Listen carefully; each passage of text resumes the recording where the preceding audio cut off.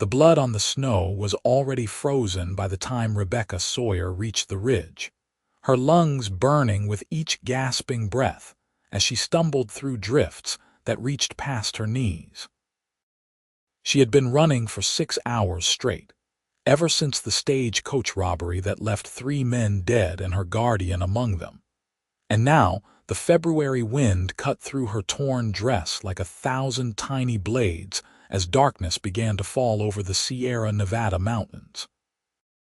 Behind her, somewhere in the gathering twilight, she could hear the outlaws shouting to each other, their voices carrying across the frozen wilderness as they searched for the one witness who could identify them all.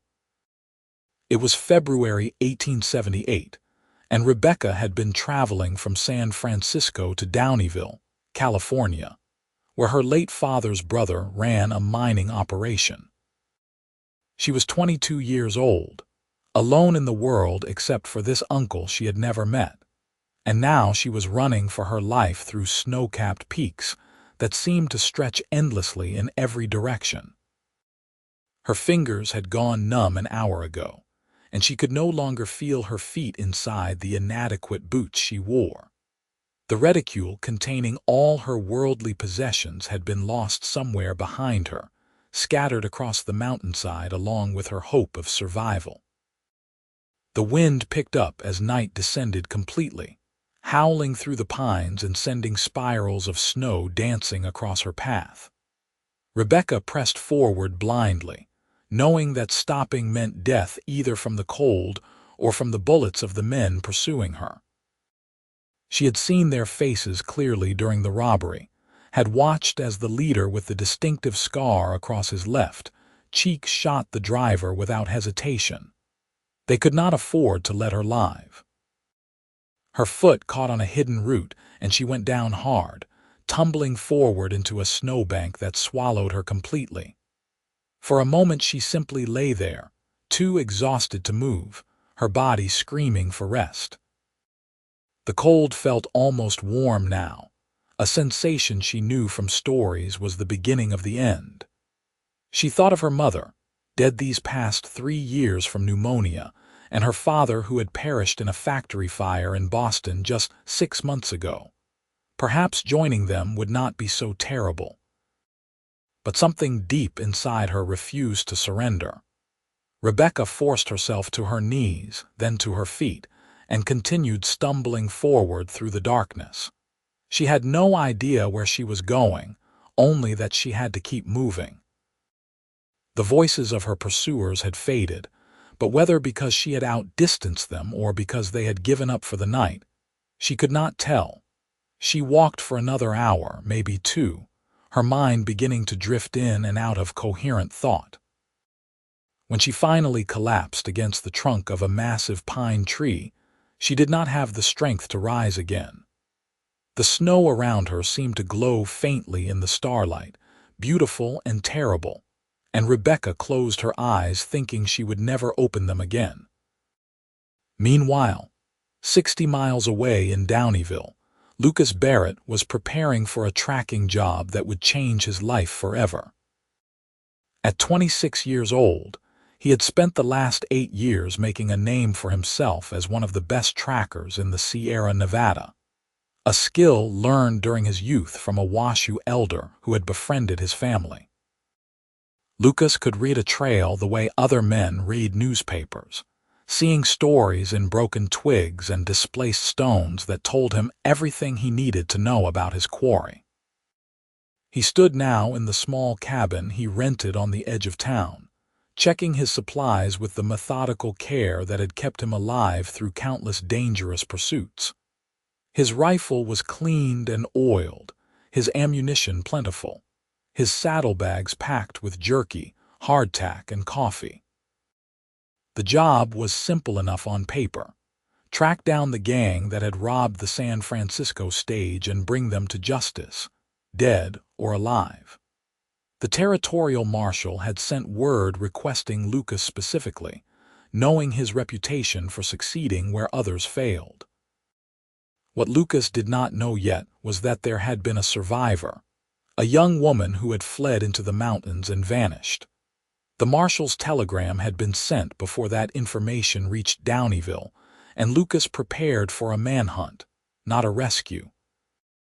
He left at dawn the next morning, riding his sturdy bay gelding named Copper through streets still quiet in the early light. February in the Sierra Nevada was unforgiving, with temperatures that could kill a man in hours if he was unprepared.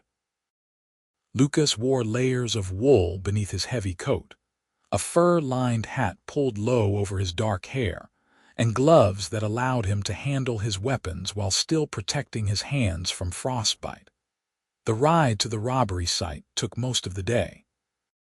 Lucas followed the main road until he reached the point where the stage had been attacked, marked now by dark stains in the snow and the debris of violence. The bodies had been removed, but the scene still told its story clearly to his experienced eyes. 5 attackers, he determined, studying the hoofprints and boot marks. They had set up an ambush at a narrow point in the road where the stage would be moving slowly. Professional work, not opportunistic. He was tracking the outlaws' retreat when he found the first sign of Rebecca. A small footprint, woman-sized, heading away from the road and up into the high country. Lucas frowned, dismounting to examine it more closely. The print was deep, suggesting someone running hard, and there were no other tracks around it, a passenger from the stage. But the marshal's report had said all passengers were accounted for, either dead or having returned to San Francisco. His frown deepened as he found more tracks, following a desperate path upward into terrain that would be challenging even for an experienced mountaineer in proper clothing. Whoever had made these prints had been fleeing in blind panic, taking the most difficult route possible. And then he found the blood, just a few drops, frozen solid, scattered across a patch of disturbed snow. Not enough to suggest a serious wound, but enough to tell him this person was injured. Lucas stood slowly, his jaw tightening as he scanned the mountainside above. The tracks were already a day old, maybe more. No one could survive that long up there without proper gear, not in this cold, but he had to know. Lucas remounted and began following the trail, his tracking instincts taking over completely. He moved slowly, reading every sign, every broken branch and scuff mark. The story became clearer with each mile. The woman had been running hard, falling frequently, her path becoming more erratic as exhaustion set in. And behind her, maybe 2 hours back, came the outlaws. They had pursued her for a while before apparently giving up and returning to their original escape route. Smart, Lucas thought grimly. They figured the mountain would kill her for them. Night was falling by the time he found Rebecca's reticule, its contents scattered across the snow. He dismounted and gathered the items carefully. A silver hairbrush, a small Bible, a few letters addressed to Miss Rebecca Sawyer in care of Thomas Sawyer, Downeyville. Lucas stared at the name, recognition dawning.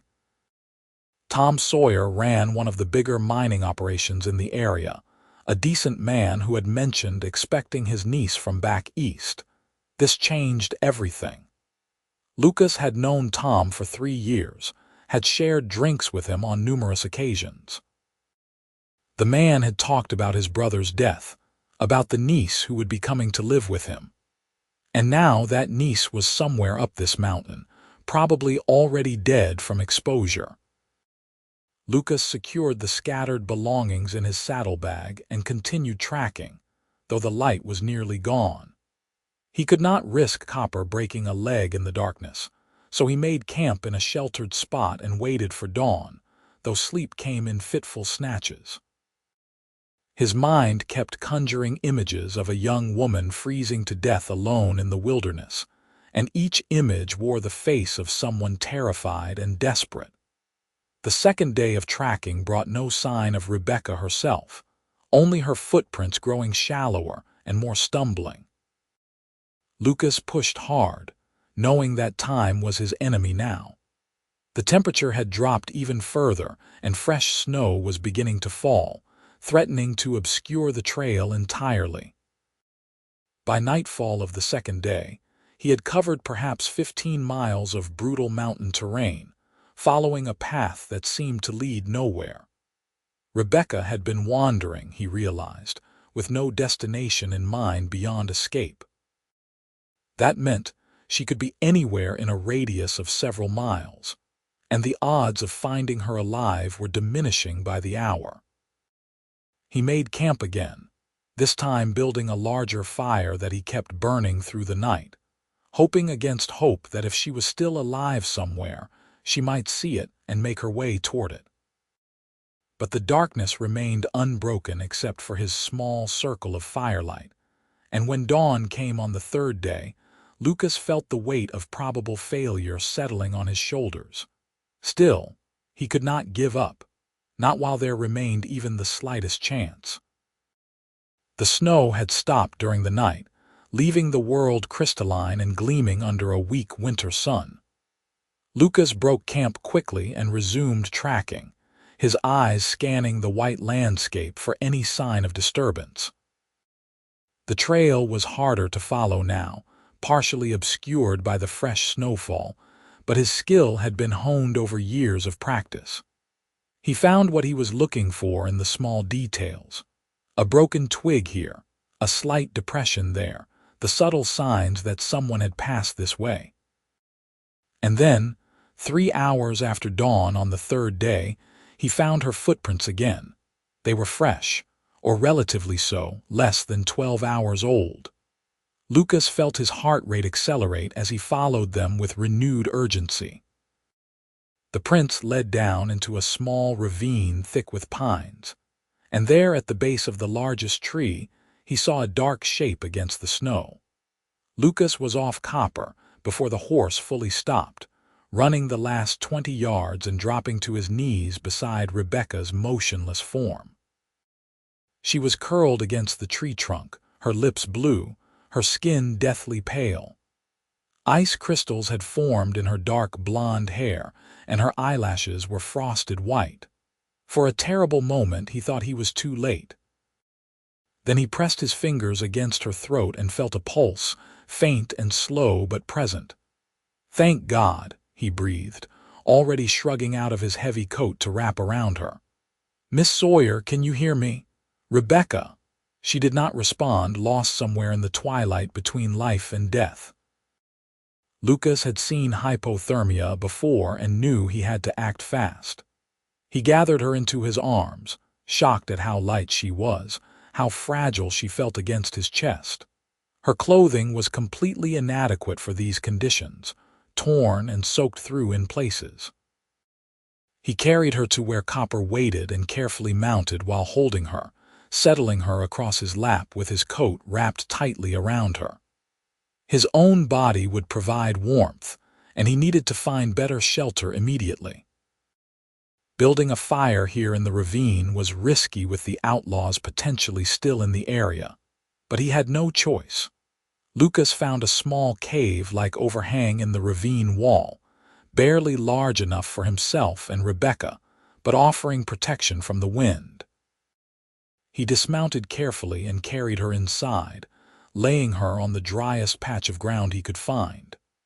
Then he worked with desperate efficiency, gathering wood for a fire, unpacking his bedroll, stripping away Rebecca's wet outer garments with clinical detachment. This was about survival, nothing more. He wrapped her in his blankets, built up the fire until the small space filled with warmth, and then did the only thing he could think of that might save her life. He removed his own wet outer layers and lay down beside her, pulling her against him and wrapping them both in the blankets. The intimate contact was necessary, he told himself. Skin-to-skin warmth was the fastest way to combat severe hypothermia. But he could not help noticing, even through his worry, that she was beautiful, with delicate features and a stubborn set to her jaw even in unconsciousness. Her hair, freed from its pins, fell in waves across his arm. Lucas held her through the afternoon, monitoring her breathing, speaking to her even though she could not hear him. He told her about her Uncle Tom, about Downeyville, about anything he could think of that might somehow reach through her unconsciousness and give her a reason to fight.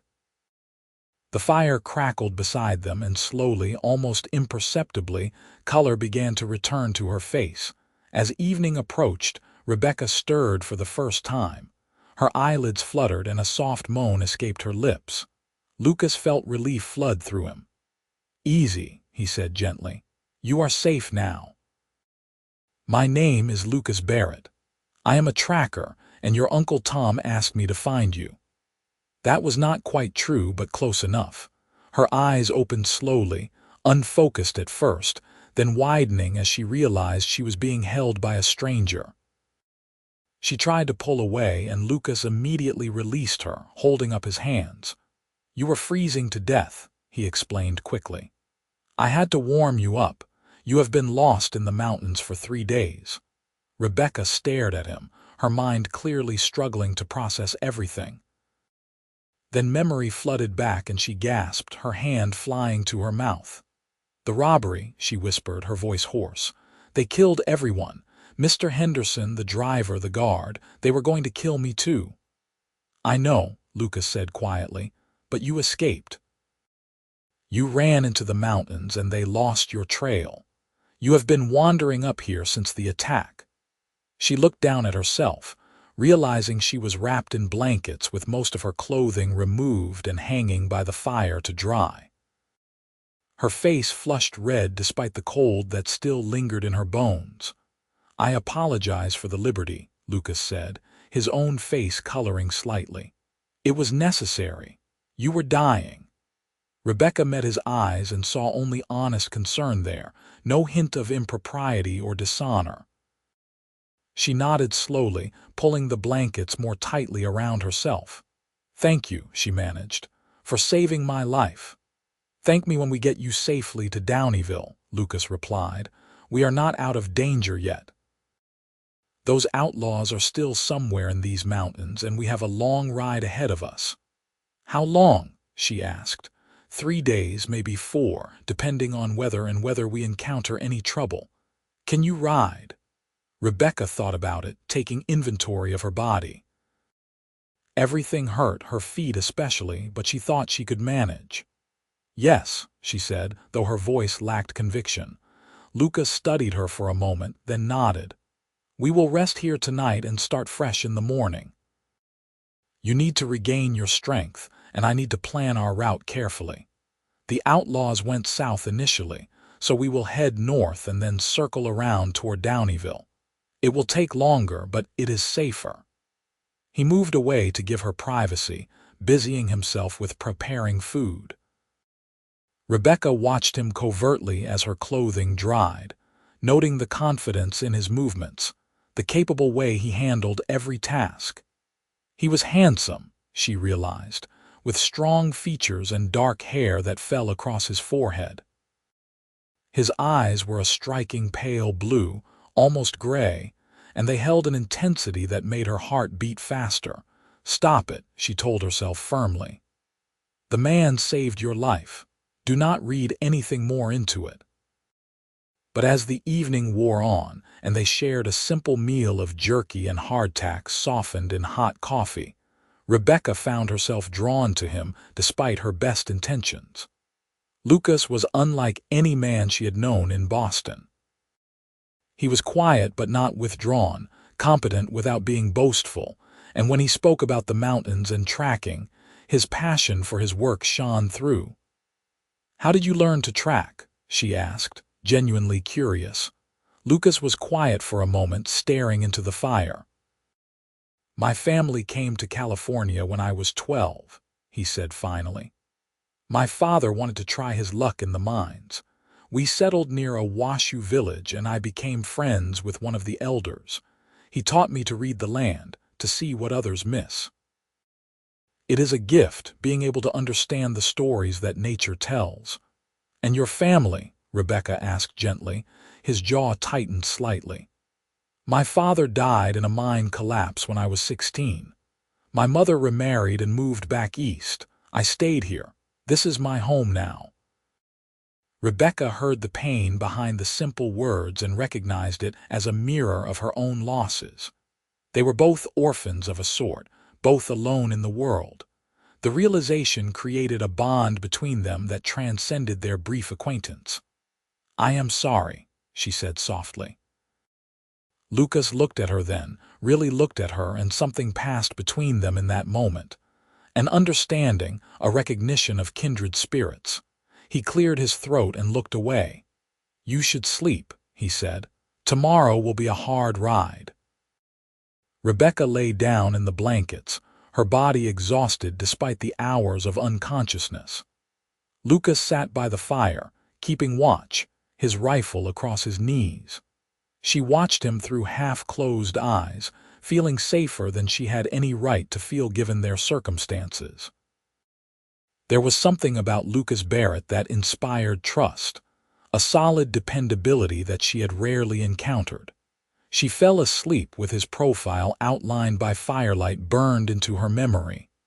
Lucas kept watch through the night, listening to Rebecca's soft breathing and the crackle of the fire.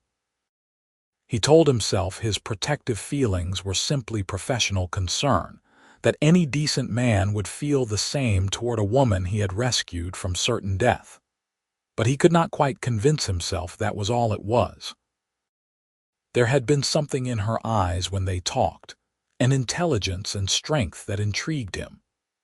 Most society women he had encountered were delicate flowers who would have given up and died rather than run for 3 days through a mountain winter. Rebecca Sawyer had fought for her life with everything she had, and even now, battered and exhausted, she held herself with a dignity that commanded respect. He found himself wanting to know more about her, to understand what had shaped her into the woman she was.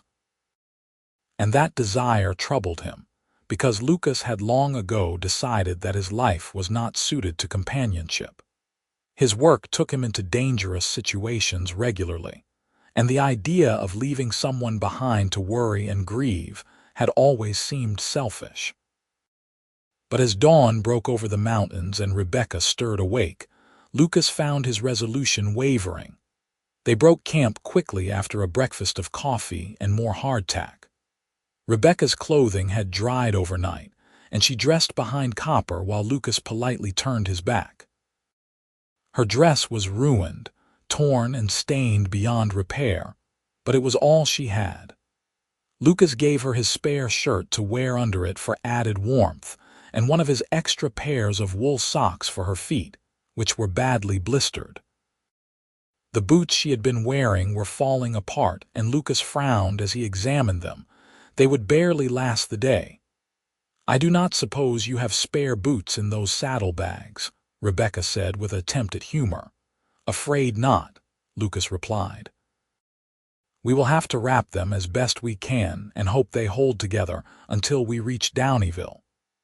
He used strips of leather to reinforce the boots, working with the same careful attention he gave all his tasks.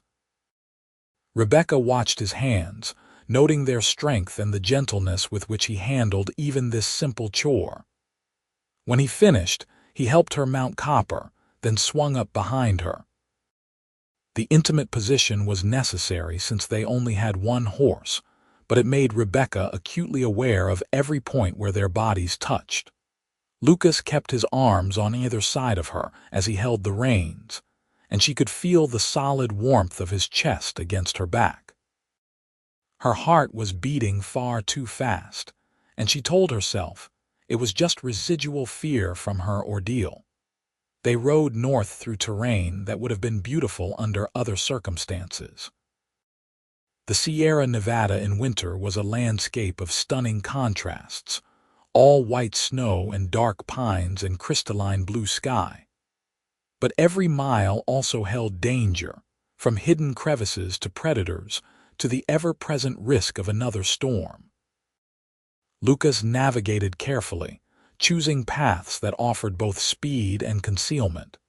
He remained alert for any sign of the outlaws, though he said nothing to Rebecca about his concerns.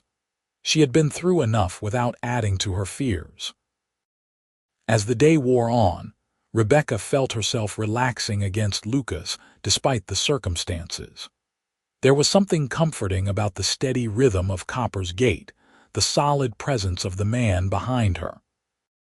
She found herself answering his gentle questions about her life in Boston, telling him about her father's work in the factories, her mother's illness, the decision to come west after she was left with no family and dwindling resources. "Uncle Thomas is my father's older brother," she explained. They had not spoken in 20 years, some argument about family business that neither would explain. But when father died, I found a letter Uncle Thomas had sent years ago saying that if we ever needed anything, we should come to California. So I used the last of my savings for the stagecoach fare. "Tom is a good man," Lucas assured her. "He will take care of you." "If we make it to Downeyville," Rebecca said quietly. "We will make it," Lucas said with such certainty that she almost believed him. They made camp that evening in a small clearing protected by a ring of boulders. Lucas built another fire and they shared his dwindling supplies. Rebecca insisted on helping with the camp tasks despite her exhaustion, and Lucas found himself appreciating her resilience even more. She did not complain, did not weep or fall apart despite everything she had endured. Instead, she faced each challenge with quiet determination. As they sat by the fire after eating, Rebecca asked him about tracking, and Lucas found himself talking more than he usually did, explaining how he read trails, how he understood the land. She listened with genuine interest, asking intelligent questions, and the conversation flowed easily between them. "You must see this country differently than I do," Rebecca mused. "To you it is like a book, full of stories and information. To me it is just terrifying wilderness." "It can be both," Lucas admitted. "Beautiful and terrible at the same time. You learn to respect it, to work with it rather than against it. The mountains do not care about human concerns. They simply exist, following their own ancient rhythms." "That sounds almost like poetry," Rebecca said with a small smile. Lucas felt his face warm. "I am not much for poetry, just observation." But Rebecca saw something in his eyes that suggested there was more to Lucas Barrett than he showed the world. There was a depth to him, a thoughtfulness that belied his rough exterior.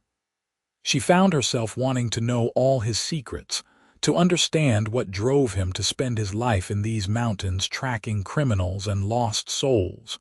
The thought surprised her with its intensity. She had known this man for barely 2 days, yet she felt more connected to him than she had to men she had known for years in Boston. Perhaps it was the extreme circumstances, the way life and death situations stripped away pretense and revealed people's true natures. Or perhaps it was simply that Lucas Barrett was unlike anyone she had ever met. "Tell me about Downeyville," she said, partly to distract herself from thoughts that seemed dangerous given their situation. Lucas described the mining town with obvious affection, painting a picture of a rough but vital community carved out of the wilderness. There were perhaps 500 souls living there now, he said, down from the thousands who had flooded the area during the initial gold rush. The easy gold was gone, but there were still opportunities for those willing to work hard. "Your Uncle Tom has done well for himself," Lucas told her. "He runs a fair operation, treats his workers decently. He has a nice house on the edge of town, big enough for a family though he never married." "Why not?" Rebecca asked. Lucas shrugged. "Some men are not meant for marriage, I suppose. Tom seems content with his life as it is." "And you?" The question slipped out before Rebecca could stop it, and she immediately wished she could take it back. "I apologize, that is too personal." "It is all right," Lucas said, though his expression had grown guarded. "I suppose I am like Tom in that way. My work takes me away for weeks at a time. It would not be fair to ask someone to accept that kind of life." Rebecca heard what he did not say, that he had considered it, that perhaps there had been someone once or the possibility of someone. The thought that Lucas Barrett might have loved and lost made her heart ache in a way she did not want to examine too closely. They fell silent, both lost in their own thoughts as the fire burned down to embers. Finally, Lucas stood and added more wood, building up the flames for the night. "You should sleep," he said, not looking at her. "I will take first watch." Rebecca wanted to argue, to stay awake and continue talking with him, but exhaustion was pulling at her with irresistible force. She lay down in the blankets, and within minutes sleep claimed her. Lucas watched her sleep, his feelings becoming more complicated by the hour. He had to get her safely to Downeyville and hand her over to her uncle. That was his job, his responsibility. Getting emotionally involved was foolish and potentially dangerous. He needed to keep his wits sharp, his focus clear. But as Rebecca shifted in her sleep, murmuring something he could not make out, Lucas knew it was already too late for such warnings. Something had happened between them in that cave when he held her dying form against his chest, something that went beyond duty or professional concern. He was drawn to her in a way that both excited and terrified him. The next morning brought clouds and the smell of snow on the wind. Lucas frowned at the sky, calculating distances and weather patterns in his mind. They were still at least 2 days from Downeyville, possibly more depending on how fast they could travel. Another storm could trap them in the mountains for days, and his supplies were running low. "We need to move faster," he told Rebecca as they broke camp. "There is weather coming." She nodded, not wasting time with questions or protests. They mounted Copper and set off at a faster pace than the previous day, Lucas pushing the sure-footed gelding as much as he dared. The terrain was treacherous with ice and hidden obstacles, but he navigated it with the skill of long experience. By midday, the first snowflakes were falling. By mid-afternoon, it was a full blizzard. Lucas cursed under his breath, knowing they had to find shelter immediately. Visibility had dropped to almost nothing, and even Copper was struggling through drifts that grew deeper by the minute. Rebecca huddled against Lucas, shivering despite all the layers they had wrapped around her. "There," Lucas shouted over the wind, pointing toward a dark shape barely visible through the white curtain of snow. A line shack. Line shacks were small cabins built by ranchers to shelter cowboys during winter range riding. This one was old and partially collapsed, but one room looked intact. Lucas guided Copper to the door and helped Rebecca dismount, then led the horse around to the lee side of the structure where there was some protection from the wind. The door was stuck, and Lucas had to use his shoulder to force it open. Inside was a single room perhaps 10 feet square, empty except for an old iron stove and some scattered debris. But it had walls and a roof, and that was all that mattered. Lucas got Rebecca inside, then went back out into the storm to tend to Copper and gather his supplies. The wind tried to tear the saddlebags from his hands, and snow stung his face like needles. He brought everything inside, including enough wood from the partially collapsed section of the cabin to fuel the stove for the night. Getting a fire started took longer than it should have with his cold, numbed fingers, but eventually, Lucas coaxed flames to life in the old stove. Rebecca stood as close to it as she could without burning herself, her teeth chattering violently.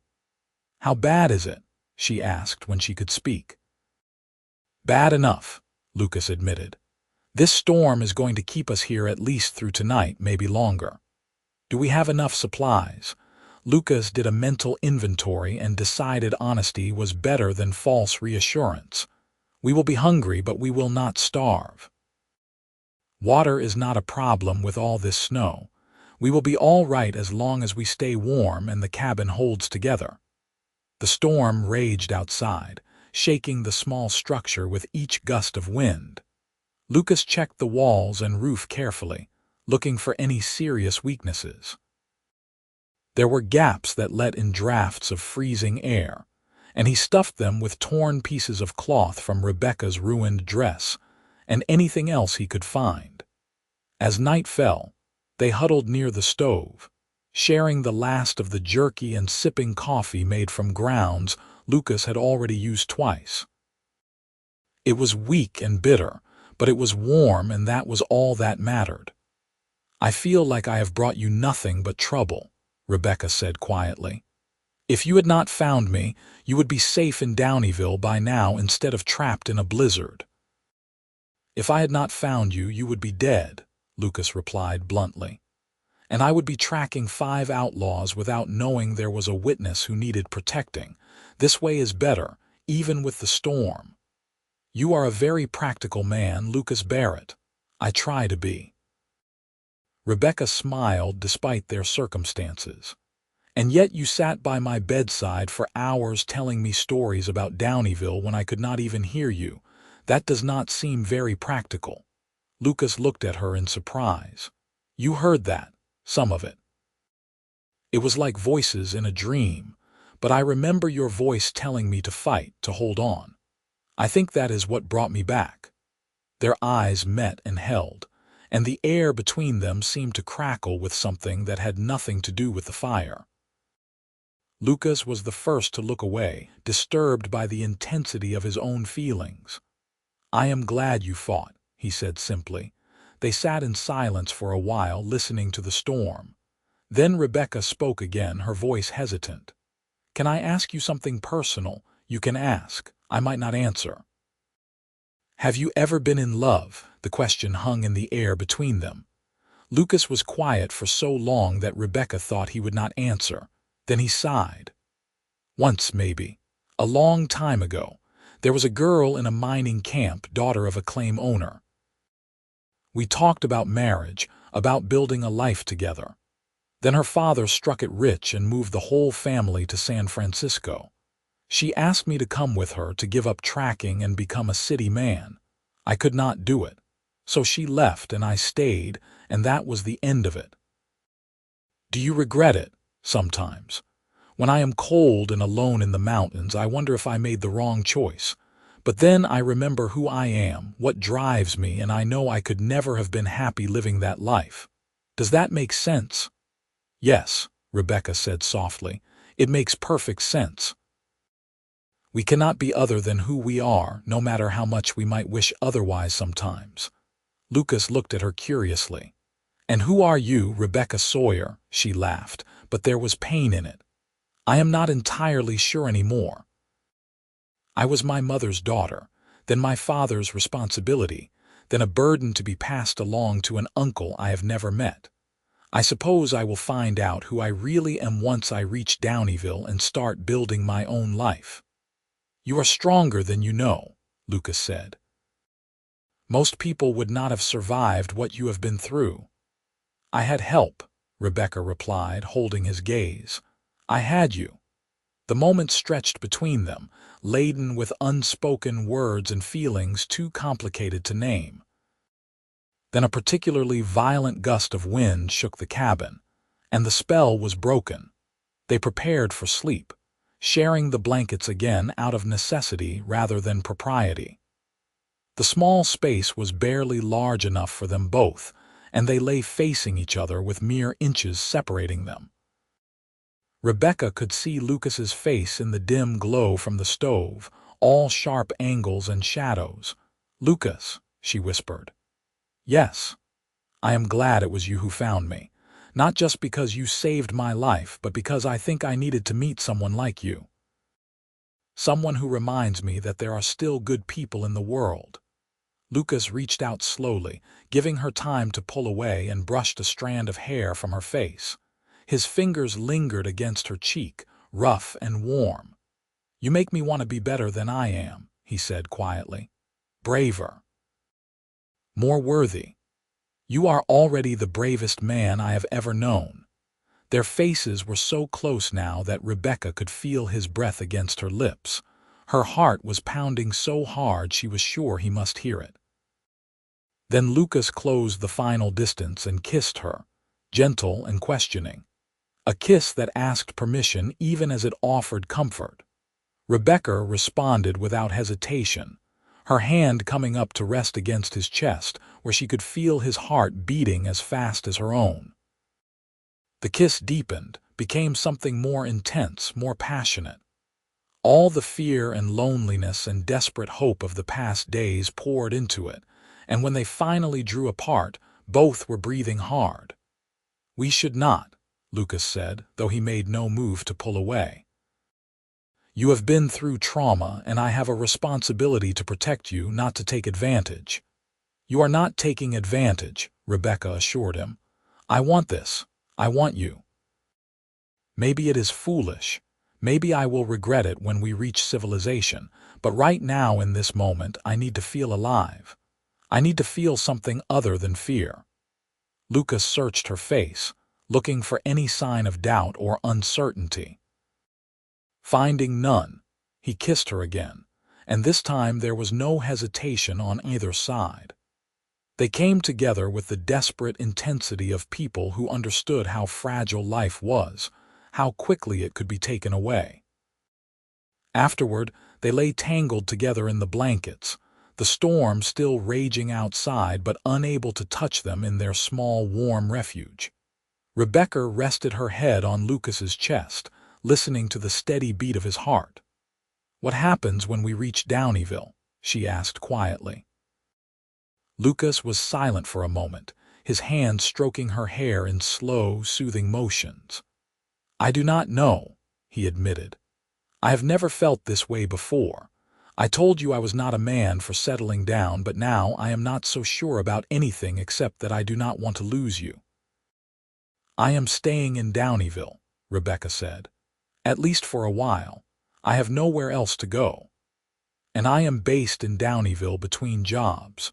So we will have time to figure this out, to see if what we feel now is real or just the intensity of the situation."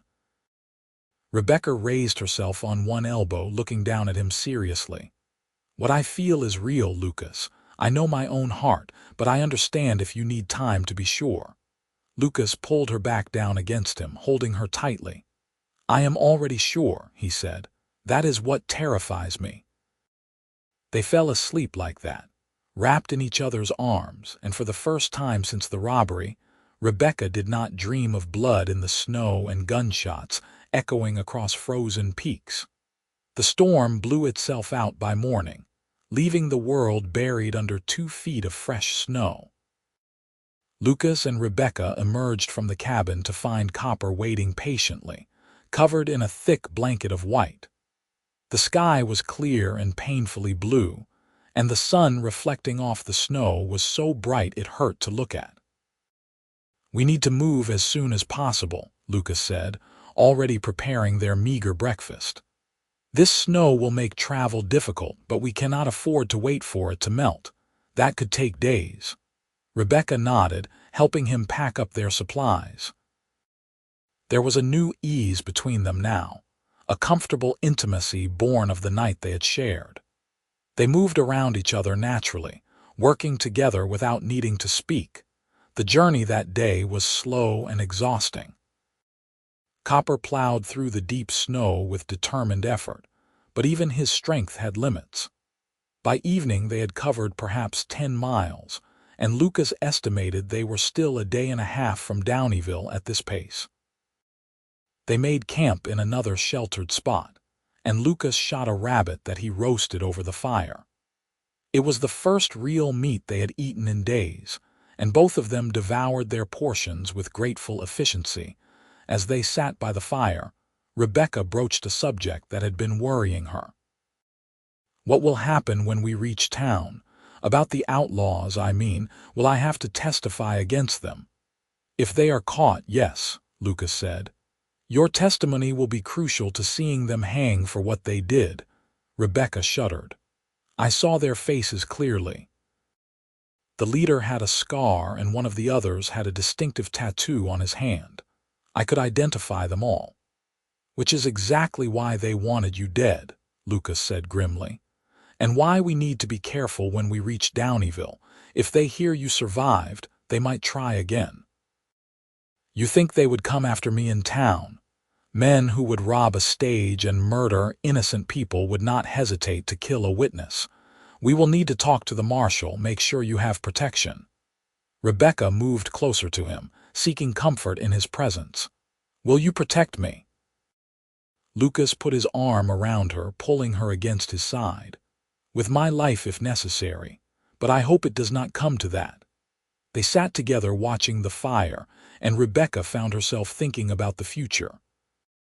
A week ago, her life had seemed mapped out in sad, predictable ways. Arrive in Downeyville, live with her uncle, perhaps find work as a teacher or seamstress, eventually marry some decent man and settle into quiet obscurity. Now everything had changed. She had stared death in the face and survived. She had found a connection with someone that felt more real than anything she had experienced in her 22 years, and she had discovered a strength in herself she had not known existed. I do not want to be afraid anymore, she said suddenly. I do not want to spend my life hiding or living small because bad things might happen. Life is too short and too precious. Lucas turned to look at her, his pale eyes reflecting firelight. What do you want? I want to live boldly. I want to matter. I want to build something real with my own hands. She paused, then added quietly, and I want to be with you if you will have me. Rebecca, Lucas began, but she put her fingers against his lips. I know it is fast. I know we barely know each other. But I also know that what I feel for you is unlike anything I have ever experienced. You make me feel brave and strong and alive, and I think perhaps I do something similar for you. Lucas caught her hand and kissed her palm, a gesture so tender it made Rebecca's heart ache. You do. You make me believe that maybe I could have more than just my work, that maybe I could build a real life with someone. Then let us try, Rebecca urged. Let us be brave together and see where it leads. All right, Lucas agreed, and sealed the promise with a kiss that left them both breathless. They reached the outskirts of Downeyville late the following afternoon. The town sprawled along the banks of the Yuba River, a collection of wooden buildings and tents that had grown up around the gold fields. Smoke rose from dozens of chimneys, and the sound of hammers and voices carried clearly in the cold air. Lucas paused on a ridge overlooking the settlement, letting Rebecca take in her first view of what would be her new home.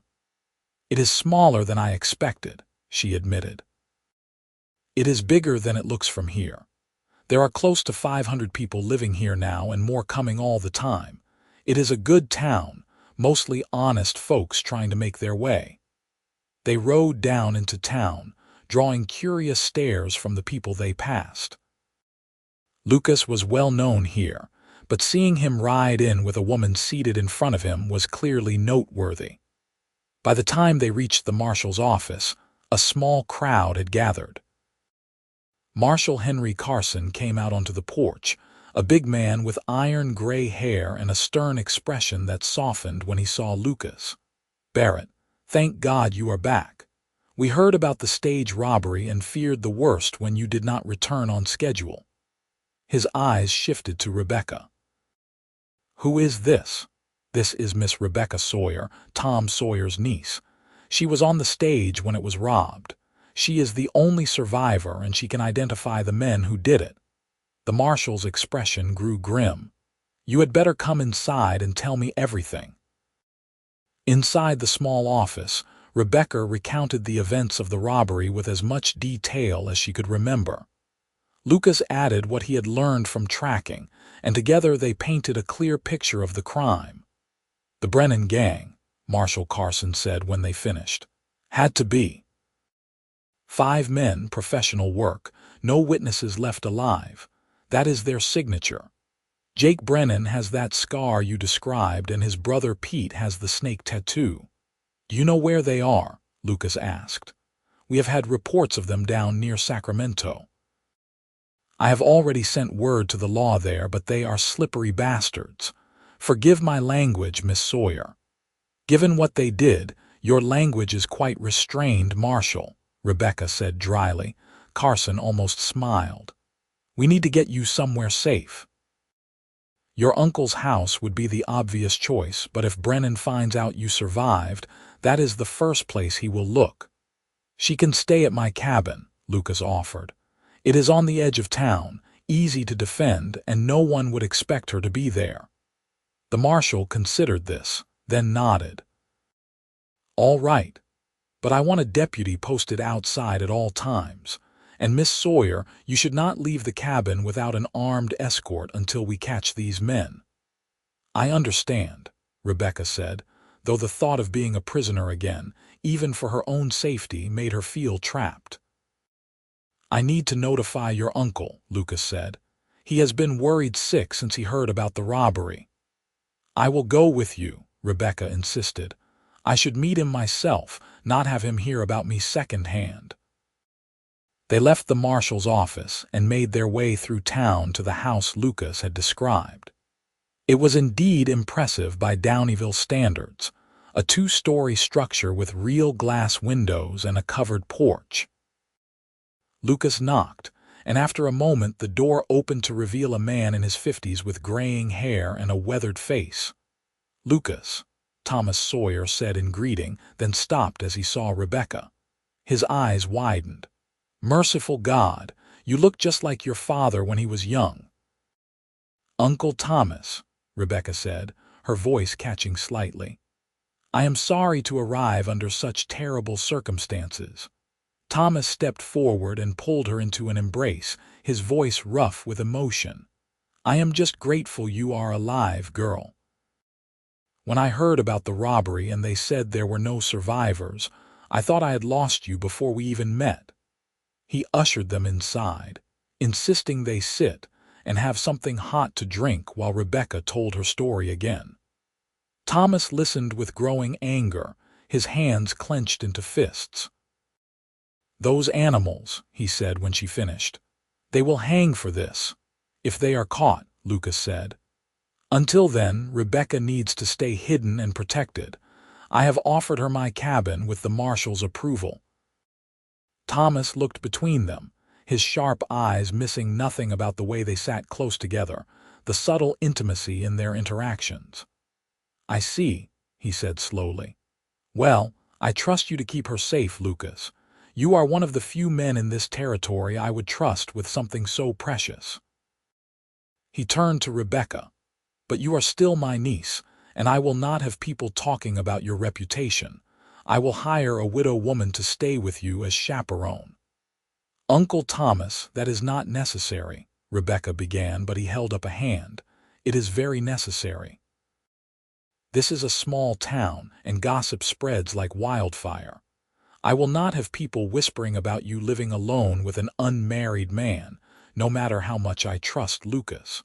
Lucas nodded, understanding the wisdom of this even if Rebecca seemed inclined to argue.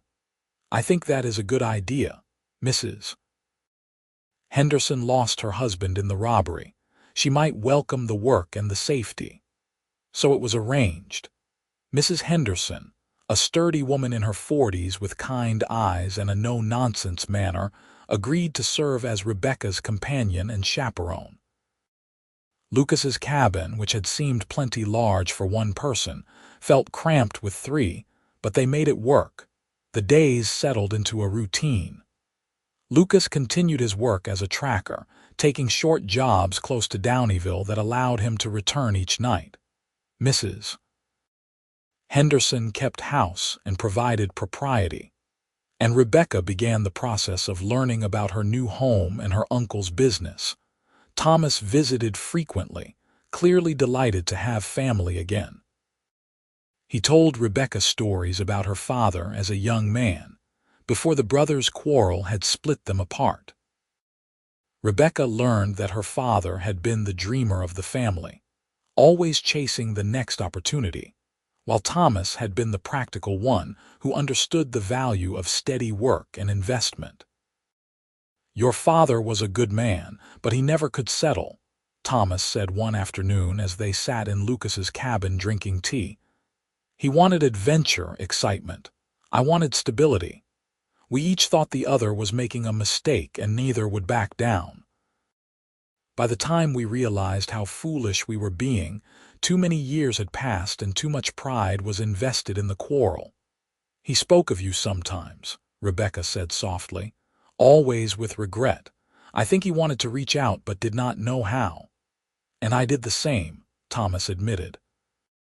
"We were both stubborn fools, but perhaps some good can come of it now. You are here, and I have a chance to know my brother's daughter. That is worth something."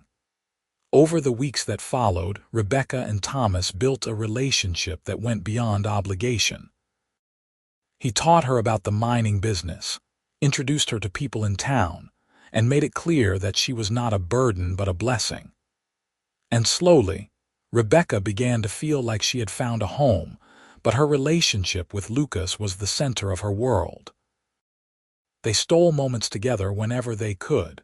Conversations late at night after Mrs. Henderson had gone to bed, walks around the property with a deputy following at a discreet distance. Lucas told her about his childhood, his dreams, his fears. Rebecca shared her own stories, her hopes for the future. "I want to do something meaningful," she told him one evening as they sat on the porch watching the sun set over the mountains. "Not just exist, but really contribute something. Uncle Thomas has suggested I might work with him, learning the business side of the mining operation. He says I have a head for figures." "You would be good at that," Lucas agreed. "You are smart and quick to learn. But is that what you want?" Rebecca considered the question carefully. "I think I want to build something of my own. Maybe not a mine, but something that is mine." "Does that make sense?" "Perfect sense. I feel the same way about my tracking work. It is mine, built on my own skills and reputation." "Then we understand each other."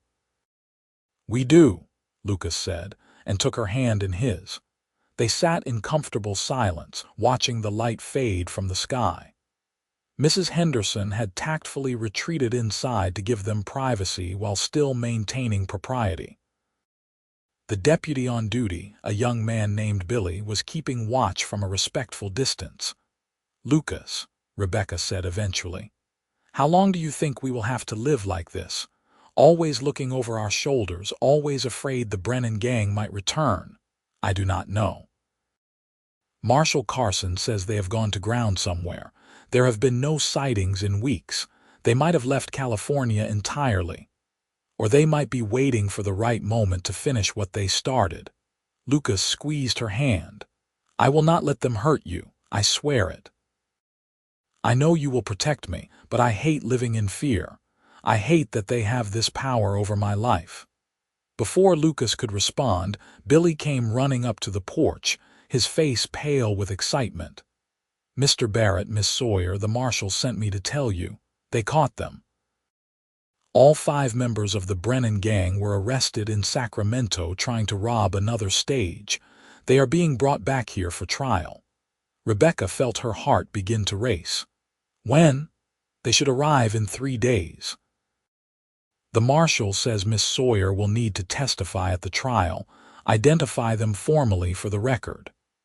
After Billy left, Rebecca and Lucas sat in silence, processing this news. It should have felt like relief, like victory. Instead, Rebecca felt only dread. "I will have to face them again," she said quietly. "Look into the eyes of men who murdered people I knew who tried to kill me." "You will not be alone," Lucas promised. "I will be right there with you. So will your uncle and the marshal and half the town. These men cannot hurt you anymore." "I know that in my head, but my heart does not quite believe it yet." Lucas pulled her into his arms, holding her close. "Then I will believe it for both of us until your heart catches up." The 3 days passed in a blur of nervous anticipation. Rebecca tried to keep busy, helping Mrs. Henderson with housework, visiting her uncle, attempting to read. But her mind kept returning to the coming confrontation. When the day finally arrived, the entire town seemed to turn out for the spectacle. The Brennan gang was brought in under heavy guard, 5 men in chains looking defiant and dangerous despite their captivity. Rebecca stood with Lucas outside the marshal's office, her hand gripping his arm so tightly she was probably leaving bruises. "That is them," she confirmed, her voice steady despite the fear churning in her stomach. "The one with the scar, he is the leader. He shot Mr. Henderson." Marshal Carson made careful note of her identification, then had the prisoners taken to the small jail to await trial. The trial itself would be held in a week, giving time for a circuit judge to arrive. That week was agony for Rebecca. She had nightmares every night, waking in a cold sweat with the sounds of gunfire echoing in her ears. Mrs. Henderson and Lucas took turns comforting her, but nothing could quite banish the fear. The day of the trial, the town's only church was packed with spectators. Rebecca sat in the front row between Lucas and her uncle, her hands folded in her lap to hide their trembling. The Brennan gang was brought in, and Jake Brennan's eyes found her immediately. He said nothing, but the cold promise in his gaze made Rebecca's blood freeze. He would kill her if he got the chance. She had no doubt about that. The trial proceeded with grim efficiency. Rebecca gave her testimony, describing in clear, precise detail what she had witnessed. Other witnesses testified to the gang's history of violence. The evidence was overwhelming. The jury deliberated for less than an hour before returning with guilty verdicts for all 5 men. Judge Harrison, a stern man with no tolerance for outlaws, sentenced them to hang. "Justice has been served," he declared. "These men are murderers and thieves, and they will pay the ultimate price for their crimes, sentenced to be carried out in 3 days' time." As the prisoners were led away, Jake Brennan turned back to look at Rebecca one final time. His expression was one of pure hatred, and Rebecca knew that if he somehow escaped, he would come for her. But he did not escape. 3 days later, the Brennan gang was hanged in Downeyville's main square, and Rebecca attended the execution with Lucas at her side. She felt no joy in watching them die, only a grim relief that they could never hurt anyone else. When it was over, she turned to Lucas with tears streaming down her face. "It is finished," she said. "It is really finished." "It is," Lucas agreed, pulling her close. "You are safe now. You can start building the life you want without fear," and that was exactly what Rebecca did. With the threat of the Brennan gang removed, she threw herself into working with her uncle, learning every aspect of the mining business. Thomas was impressed by her quick mind and her ability to negotiate with suppliers and workers. Within 6 months, she had become his invaluable partner, handling much of the day-to-day management while he focused on expansion and exploration. But as important as her work was, it was her relationship with Lucas that truly flourished. Once Mrs. Henderson was no longer needed as a chaperone. They spent every moment they could together. Lucas taught Rebecca to ride properly, to track simple trails, to read the wilderness the way he did. Rebecca introduced him to books and poetry, to discussions of philosophy and politics that challenged his thinking in new ways. They complemented each other perfectly, each bringing strengths that balanced the other's weaknesses. And as the months turned into a year, it became clear to everyone in Downeyville that Lucas Barrett and Rebecca Sawyer were meant to be together. Thomas approved heartily, telling Lucas privately that he could not have chosen a better man for his niece if he had picked him himself. The town gossips had initially been skeptical of the romance born from such dramatic circumstances, but Rebecca and Lucas proved them wrong by building a relationship based on genuine respect, affection, and shared values. On a bright morning in May 1879, exactly 1 year after Rebecca had arrived in Downieville, Lucas took her riding up into the mountains. They climbed to a high meadow filled with wildflowers, with a view that stretched for miles across the Sierra Nevada. "This is one of my favorite places," Lucas said as they dismounted. "I come here when I need to think, to remember why I love this land so much." "It is beautiful," Rebecca agreed, turning slowly to take in the panorama. "I can see why it calls to you." "Rebecca," Lucas said, and something in his voice made her turn to face him. He was standing very still, his hat in his hands, looking more nervous than she had ever seen him. "I am not a man who has ever been good with words. I am more comfortable reading tracks than reading hearts. But I need to tell you something, and I am going to do my best to say it right." Rebecca's heart began to beat faster. "I am listening. When I found you in the mountains that day, I thought I was just doing my job. Tracking, rescuing, that is what I do. But from the moment I saw you, something changed inside me. You were so fragile and so fierce at the same time, fighting to survive with everything you had. And in the days we spent getting back to Downieville, I fell in love with you." He paused, taking a deep breath. "I know I am not the kind of man most women dream of marrying. My work takes me away, and the life I lead is rough and sometimes dangerous. But I promise you this. I will spend every day trying to be worthy of you. I will protect you, support you, love you with everything I have. And I will never stop being grateful that you walked into my life." Lucas dropped to one knee, pulling a small box from his pocket. Inside was a simple gold band set with a small sapphire. "Rebecca Sawyer, will you marry me?" Rebecca felt tears streaming down her face, but they were tears of joy. "Yes," she said, her voice breaking. "Yes, yes, 1,000 times yes." Lucas stood and swept her into his arms, kissing her with a passion that made her dizzy. When they finally broke apart, both were laughing and crying at the same time. "I love you," Rebecca said. "I have loved you since that first night in the cave when you held me and told me to fight. You saved my life, Lucas Barrett, and then you gave me a reason to live it." "We saved each other," Lucas corrected. "You showed me that there was more to life than just work and solitude. You made me believe I could have a real future, a family, a home." They stood together in the meadow for a long time, holding each other and making plans for their future. They would marry in the summer, they decided.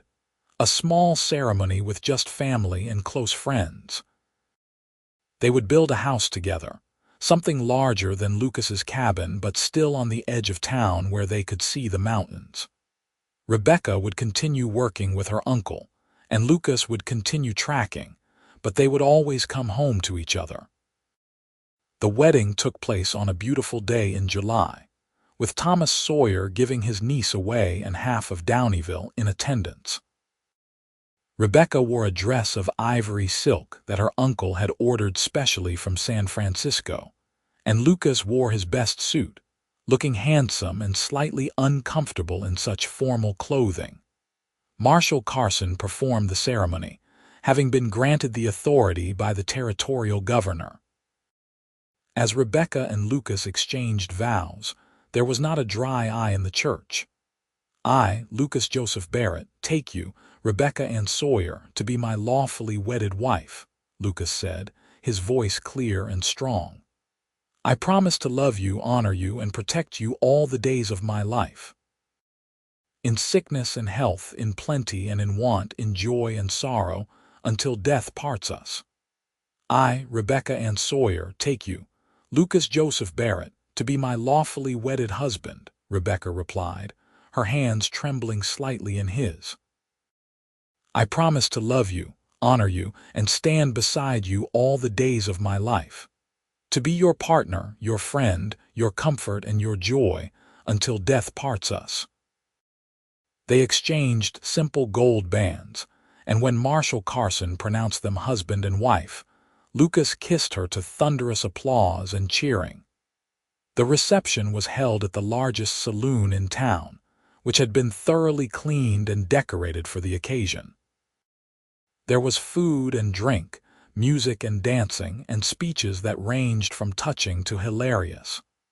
Thomas Sawyer raised a toast to the couple, his voice thick with emotion. To my niece Rebecca, who came to California seeking refuge and found a home. And to Lucas Barrett, who found my niece when she was lost, and then had the good sense to never let her go. May your marriage be blessed with love, laughter, and many happy years together. As the evening wore on and the celebration continued, Lucas and Rebecca slipped away to the house they had built together. It stood on a gentle rise just outside town, a comfortable two-story structure with a wide porch and large windows that looked toward the mountains. Inside, they had furnished it simply but comfortably, mixing pieces Thomas had given them with things Lucas already owned and new items they had chosen together. It was not grand, but it was theirs, and that made it perfect. Their wedding night was tender and passionate, a celebration of the love they had found in such unlikely circumstances.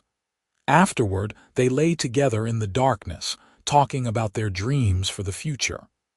"I want children," Rebecca said quietly, "at least 3 or 4. I want this house to be filled with noise and laughter and life." "I want that too," Lucas agreed. "I never thought I would, but now I cannot imagine anything better than raising a family with you. And I want to keep working with Uncle Thomas, at least until the children come. I enjoy the business, and I am good at it." "You are good at everything you set your mind to," Lucas said proudly. "I would never ask you to give up something that brings you satisfaction." They fell asleep wrapped in each other's arms, content in the knowledge that they had found something rare and precious. A love built on respect, passion, and genuine partnership. The years that followed were not without challenges, but Lucas and Rebecca faced them together. Rebecca suffered a miscarriage in their first year of marriage, a loss that devastated them both. But they supported each other through the grief, and when Rebecca became pregnant again the following year, they approached it with cautious hope. Their first child, a son they named James, was born in the spring of 1881. He had his mother's dark blonde hair and his father's pale blue eyes, and from the moment he entered the world, he owned both their hearts completely.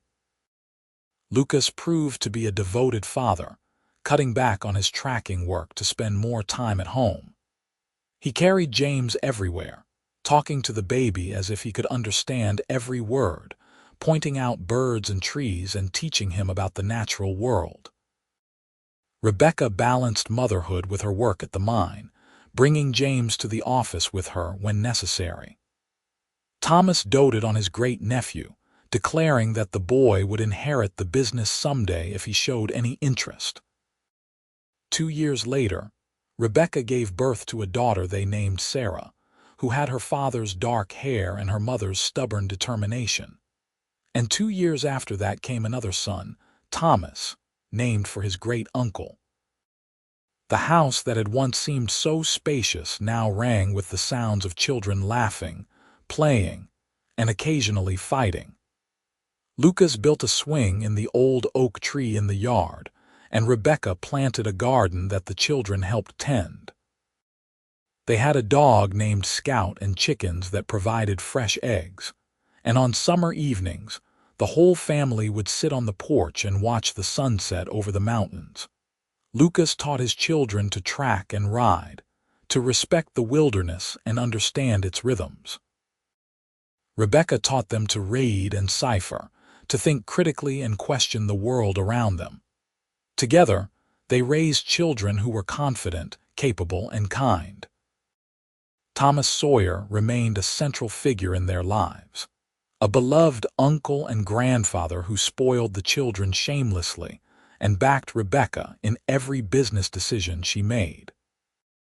As he grew older, he gradually turned more and more of the daily operations over to Rebecca, trusting her completely to manage the growing enterprise. By 1890, the Sawyer Mining Company was one of the most successful operations in the region, known for treating workers fairly and managing resources responsibly. Rebecca had a reputation as a shrewd but honest businesswoman, and she used her position to improve conditions throughout the local mining industry. Lucas continued his tracking work, though he was more selective about the jobs he took. He preferred to work close to home now, unwilling to be away from his family for extended periods. But his skills had not diminished, and his reputation remained such that people from across California still sought his services for difficult cases. On a warm evening in May 1895, Rebecca and Lucas sat on their porch watching their children play in the yard. James, now 14, was teaching his younger siblings how to identify animal tracks. Sarah, 12, was sketching in the journal she carried everywhere. And Thomas, 10, was trying to climb higher in the oak tree than his father thought safe. "Careful, Tommy," Lucas called out. "Do not go higher than that branch." "I am fine, Papa," Thomas called back, but he stopped climbing anyway. Rebecca smiled, leaning back in her rocking chair. She was 40 now, with threads of silver beginning to show in her hair, but she had never been happier or more content. "Can you believe it has been 17 years since you found me in the mountains?" she asked Lucas. He reached over and took her hand, lacing their fingers together. "Sometimes it feels like yesterday. Other times it feels like you have always been part of my life. I think about that day often, how close I came to dying up there, how afraid I was, and then you appeared like something out of a dream and saved me." "You saved yourself," Lucas corrected gently. "I just helped you finish the job. You fought for 3 days before I found you, Rebecca. You survived because you refused to give up. Maybe, but I lived because of you. I found love and purpose and a family because you tracked me through that snow and brought me home." Lucas raised her hand to his lips and kissed it tenderly.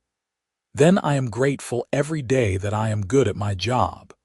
They sat in comfortable silence, watching their children and listening to the sounds of evening settling over the mountains. The air smelled of pine and the wildflowers Rebecca had planted around the house. From town, they could hear the faint sounds of music and laughter from the saloon. "Do you ever regret it?" Rebecca asked quietly. "Giving up your freedom to marry me to have this life?" Lucas looked at her in genuine surprise. "Regret? Rebecca, this is everything I never knew I wanted. I thought I was content being alone, living for my work and nothing else. But that was not contentment, that was just existence. You taught me the difference. You and our children, this life we have built together, this is what makes everything worthwhile." "Good," Rebecca said with satisfaction, "because I intend to keep you for at least another 40 years. "Only 40, Lucas teased. "I was hoping for 50. They were still laughing when Thomas Sawyer rode up on his horse, moving more slowly than he once had but still straight and proud in the saddle. At 72, he showed his age, but his mind was sharp and his spirit undimmed. "Thought I would stop by and see how my favorite people are doing," he said, dismounting with care. "Uncle Thomas?" The children shouted, running over to greet him. He had candy in his pockets, as always, and distributed it with a grin. "You spoil them," Rebecca said, but there was no real criticism in her voice. "That is what great uncles are for," Thomas replied, settling into a chair with a satisfied sigh. "Besides, I am getting old. I am entitled to spoil my family if I want to." They talked as the light faded, 3 adults who had become a family despite starting as strangers. Thomas told stories of the early days of the gold rush. Lucas shared news from his latest tracking job, and Rebecca discussed her plans for expanding the mining operation into new territory. Later, after Thomas had left and the children were in bed, Lucas and Rebecca stood at their bedroom window looking out at the mountains. The peaks were silhouetted against a star-filled sky, dark and eternal. "I love you," Lucas said simply. "More now than I did 17 years ago, which I would not have thought possible." "I love you too," Rebecca replied, turning into his embrace. "You are my home, Lucas Barrett, not this house or this town or even these mountains. You, wherever you are, that is where I belong." He kissed her then, with all the tenderness and passion of their early days together. And as they moved toward their bed, both were grateful for the twist of fate that had brought them together, for the love that had sustained them through joy and sorrow, and for the life they had built from the ashes of tragedy. The years continued to pass peacefully. James grew into a thoughtful young man who studied engineering in San Francisco, planning to return and help modernize the family mining operation. Sarah discovered a talent for art and began selling her paintings, capturing the beauty of the Sierra Nevada in ways that made people see the landscape with fresh eyes. And Thomas followed in his father's footsteps, learning to track and developing the same intimate understanding of the wilderness that had made Lucas famous. In 1903, when Rebecca was 48 and Lucas was 52, Thomas Sawyer passed away peacefully in his sleep. He had lived to see his great-niece build something extraordinary from the opportunities he had given her. And he died knowing that his brother's daughter had not only survived, but thrived in California. The funeral was attended by hundreds of people whose lives he had touched over his decades in Downeyville. Rebecca spoke at the service, her voice strong despite her grief. "My Uncle Thomas gave me a home when I had nowhere else to go. He gave me a purpose when I felt lost. He gave me his love without reservation or condition.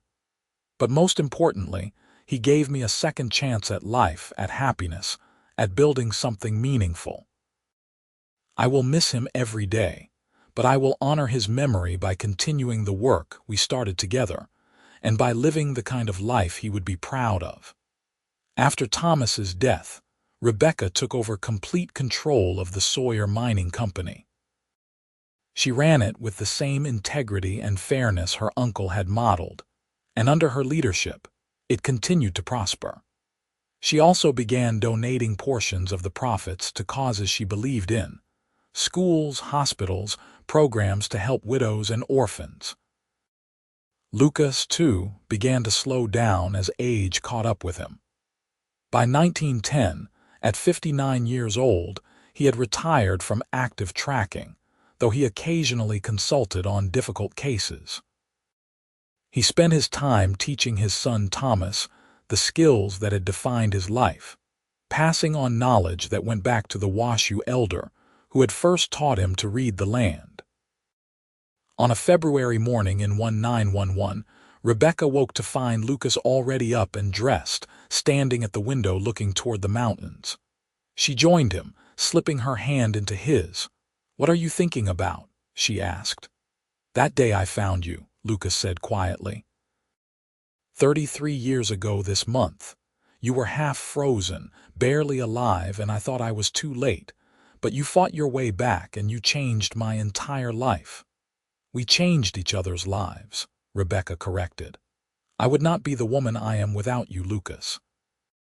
You taught me to be brave, to be strong, to reach for what I wanted instead of settling for what was offered. And you taught me that love is worth the risk, that building a life with someone can be richer and more rewarding than any solitary accomplishment." He turned to face her fully. "I have never regretted a single moment of our marriage, Rebecca. Not one. Neither have I," she said, reaching up to touch his face. "You are the love of my life, Lucas Barrett, my partner, my best friend, the father of my children. Everything good in my life traces back to you." They stood together, watching the sunrise paint the snow-covered peaks in shades of pink and gold. Two people who had found each other against impossible odds, and built something beautiful from that chance encounter.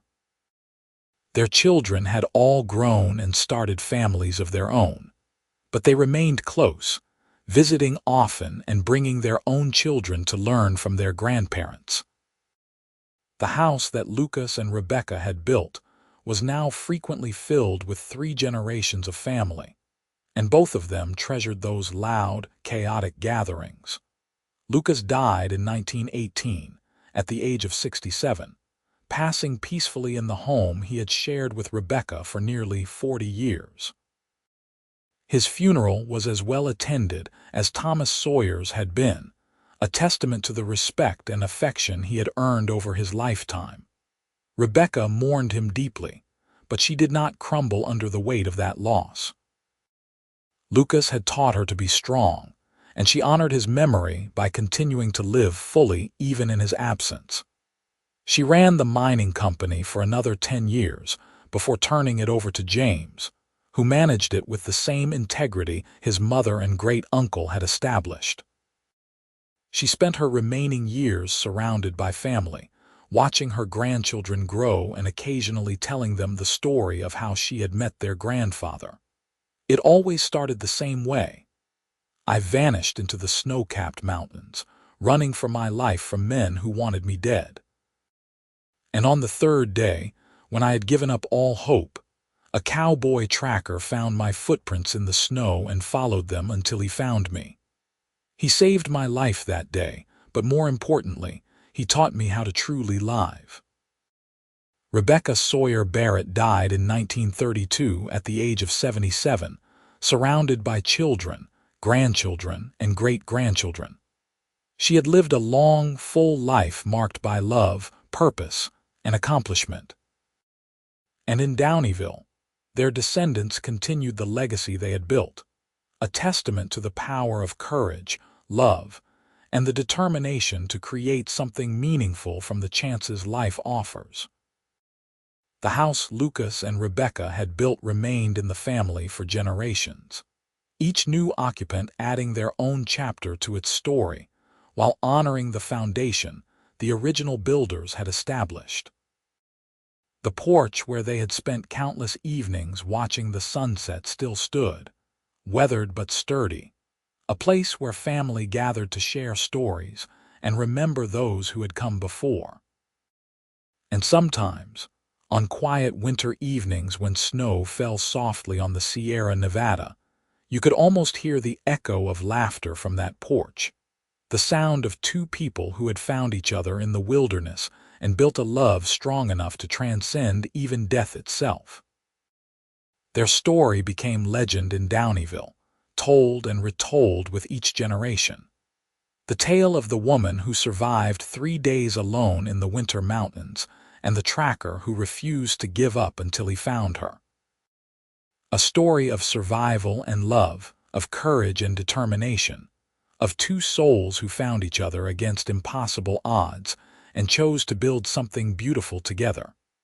It was a reminder that even in the darkest moments, when hope seems lost and survival impossible, the human spirit can endure. That love can grow in the most unlikely circumstances, and that sometimes the footprints we leave behind matter far more than we ever imagine. The Sawyer Mining Company operated well into the 20th century, eventually closing in 1955 when the last profitable veins were exhausted. But by then, the family had diversified into other businesses, always maintaining the ethical standards Rebecca had established. The Barrett name, too, remained synonymous with integrity and skill, with several of Lucas's descendants following him into law enforcement and tracking work. In 1978, on the 100th anniversary of Rebecca's arrival in Downeyville, the town erected a small monument in the main square. It depicted a man and woman standing together, looking toward the mountains, and bore a plaque that read, "In memory of Lucas Barrett and Rebecca Sawyer Barrett, whose love story began in these mountains in February 1878. They built not just a family, but a legacy of courage, integrity, and devotion that continues to inspire us today. May we all have the strength to face our mountains and the wisdom to recognize love when we find it. Their great-great-grandchildren attended the dedication ceremony. 5 generations removed from the original couple, but still connected to their story. They told their own children about the ancestors who had turned tragedy into triumph, who had found love in the wilderness and built an empire from determination and hard work. And every year on the anniversary of that fateful February day when Rebecca vanished into the Snowcapped range and Lucas found her footprints on the 3rd day, someone from the family made the trek up into the mountains. They went to the meadow where Lucas had proposed, still carpeted with wildflowers in the summer, and they remembered. They remembered the courage it took to run into those mountains alone. They remembered the skill and determination it took to track someone through 3 days of winter wilderness. They remembered the love that had grown from that desperate beginning and flourished for nearly 4 decades. But most of all, they remembered that the best stories, the ones worth passing down through generations, are not about perfection or ease. They are about people who face impossible situations and choose to fight anyway. About love that grows stronger through adversity. About building something meaningful that outlasts your own life. Rebecca Sawyer vanished into the Snowcapped range on a cold February day in 1878, running for her life with no hope of survival. Lucas Barrett found her footprints on the 3rd day and followed them to their source. What began as a rescue became a romance. What started as survival became a legacy. And that legacy continued, generation after generation, a testament to the power of 2 people who chose love, chose life, and chose to build something beautiful in the wilderness of the American West. The end.